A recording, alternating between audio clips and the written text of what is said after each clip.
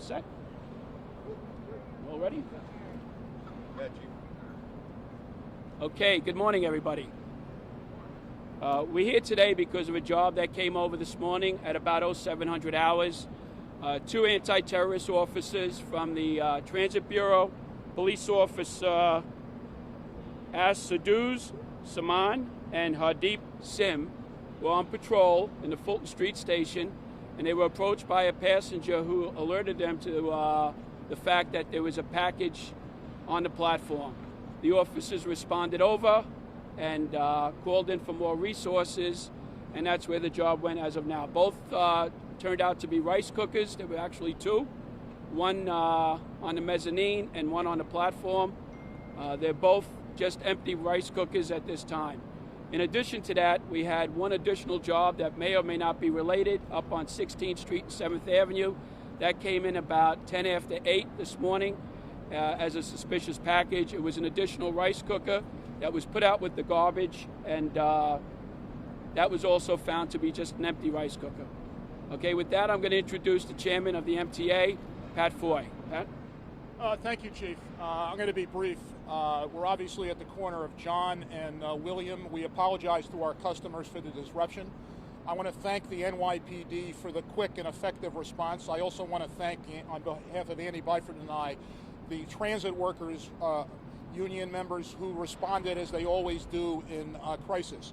I was joined this morning by Ronnie Hakem, the managing director of the MTA, Andy Byford, New York City Transit President, Sally Librera, Executive Vice President of Subways, Barry Greenblatt, and Chief Monahan from the MTA Police. I'm going to ask Andy to run through the timeline. Sure. Okay, good morning, everyone. Well, as you heard from the Chief Delatorre, this was a serious incident, and we took it very seriously. As soon as our Rail Control Center was advised of this incident, namely, as the Chief said, at around 7 o'clock, 0700, that there had been these two suspicious packages found on the 2-3 platform here at Fulton Street, we immediately, acting upon police advice and putting safety first for our customers, we immediately suspended service on line 2 and 3, and we commenced bypassing services on the other lines.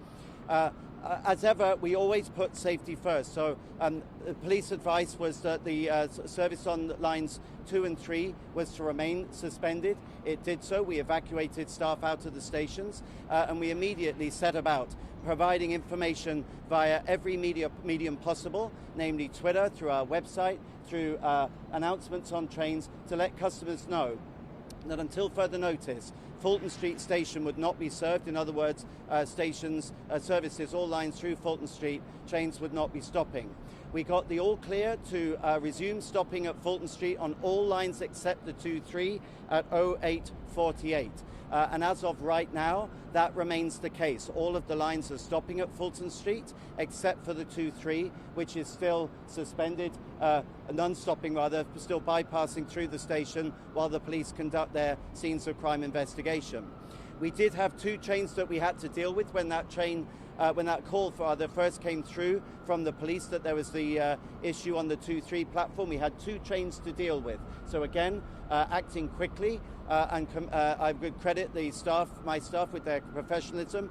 We had one train to evacuate at Fulton Street. That was done in orderly fashion. It was done quickly. Customers were taken off the train and evacuated to street level. We had one other train that had to be taken back to Wall Street, but again, there were no injuries. It was done calmly and it was done professionally. So like the chairman, I would like to thank our employees for the professional way that they dealt with this incident. I would also like to commend New York Police Department for the professional way they immediately identified this as an issue and the way they calmly went about dealing with the incident and bringing in the bomb squad to make sure that our customers, New Yorkers, were kept safe. I guess one of my messages would be, this just shows the benefit of everyone working together. We have around 6 million riders on the subway every day, and that's 6 million pairs of eyes and ears. Between us, if we work together, if you see something, say something, we can keep New York safe. So that's where we are. That's the timeline. Began around 7 o'clock. initially only impacted the lines 2 and 3, rapidly progressed to bypassing the other lines. We've now got all the other lines back. 0848, 2, 3 remain bypassing through this station. Take a couple of questions.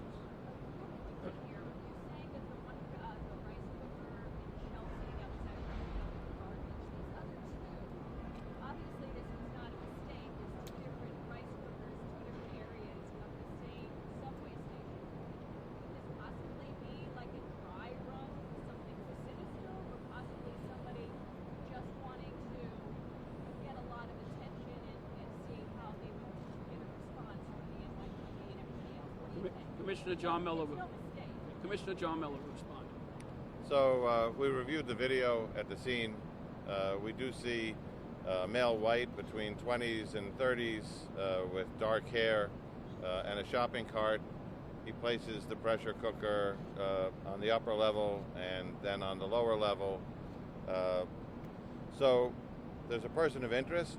Obviously, we'd like to speak to this person. I would stop very short of calling him a suspect, because right now because of the time, rush hour, the place, a subway station, the items, rice cookers that could be mistaken for pressure cookers, it certainly is the kind of thing that we would want to know, why is he placing them there and what is the purpose of that. So we've put that photo out to our officers on the idea that if he is somebody they recognize, we'd like to stop him.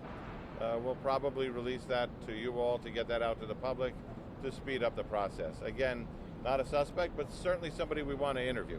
Could he be charged in his case? Yes. If you saw this photo and you knew him, you'd know him. Could he be charged with a crime potentially, even though nothing happened? Well, because of the timing and the placement and the items, we're carrying this right now as a hoax device. That's the investigative category. But again, we would have to identify him, find him, talk to him, because we need more information from him. As you all know, there are people with shopping carts who pick up things on the street and put them back down on the street, and that's kind of a fact of urban life. But we need to identify the individual and talk to him. Can you talk more about the building event? We've heard about the subway station event. Some of the buildings surrounding it were evacuated as well. What was the protocol for that? Why was it done? How was it? That's our routine. That's part of our routine assessment and procedure at the scene. We talk to the bomb squad and we say, what do you want to work with here in terms of that? And they give us kind of the parameters of the space they want, and it's fluid because it's going to be different in every situation depending on what does that block look like, what does that corner look like, but it's standard. But was the concern just that grade potential? I think they were still assessing it. Right now what we have is we have 3 empty rice cookers that obviously 2 of them are connected. The third one may be.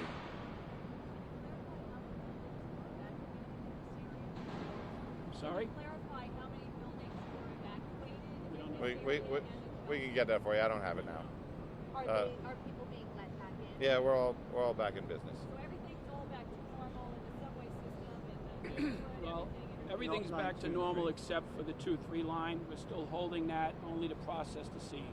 And we expect that service to resume That should shortly. be very short. Yeah. Mr. Miller, when you look at the tape, does it appear as though it is a deliberate act or somebody that put something down and was distracted on their phone? He takes the pressure cooker out of the shopping cart, he places it on the ground, and then he does that again. So I don't know what the deliberate act is, whether it was to create fear and alarm on the part of the public, or whether he was discarding items that he was no longer interested in. To get there, we're going to have to identify him and interview him, which I'm confident we will. By and large, though, I think what you see here is a system that worked.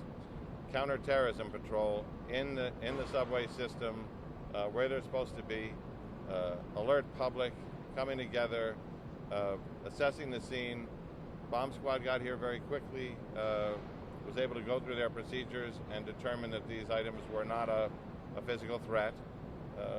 We mirrored that response on 16th Street with a separate bomb squad team while this team continued their job here. This is a part of life when you see items like that. If you recall, and I know you all do because we were all there together, we had a bomb go off in the subway on December 11th, 2017. Mass transit has been a global target. As you recall, we had 2 bombs in Chelsea, one of which detonated, both of which were in pressure cookers. So in context, people know what they're looking for. They're swift to alert police. The counterterrorism team was there doing their job, and the MTA and the Transit Authority seamlessly connected all of that, stopped trains, evacuated people. Looking back on it, it was harmless, but looking forward on it, everybody did what they were supposed to do, and this went how it was supposed to go. Are you looking at video now in Chelsea to make sure Yes. that this same person didn't throw out the rice cooker in the garbage there? Yes.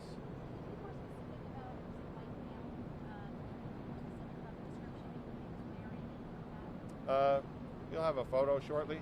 Putting it out to you. John, Okay. if the rice cooker man would like to come in and tell his story, what do you suggest he do? How does he approach? Where does he go? He should approach a police officer. Most police officers, you know, we send this out to their phones, so they have this photo, they know the information already. Again, he's not a suspect, but we need to know the facts behind this, so we're going to have to do an interview. The 2 rice cookers, are they the same brand? Are they new? The 2 rice cookers here and the rice cooker on 6th Avenue are the same make, year, and model. Oh, they're all the same make? Yeah. All 3? So it is possible that somebody put out a bunch of items in the trash today and this guy picked them up and then discarded them. Or it's possible that this was an intentional act. We've got a few steps left to go. Does this show if this individual, what his point of origin was, his departure? Was it off the train and go back on a train, or how did he? Yeah, so we've got video of the actual kind of instance as it occurs, but we're gonna have to go back through video and forward through video to figure out where does he come from, where does he go from there. But that's it.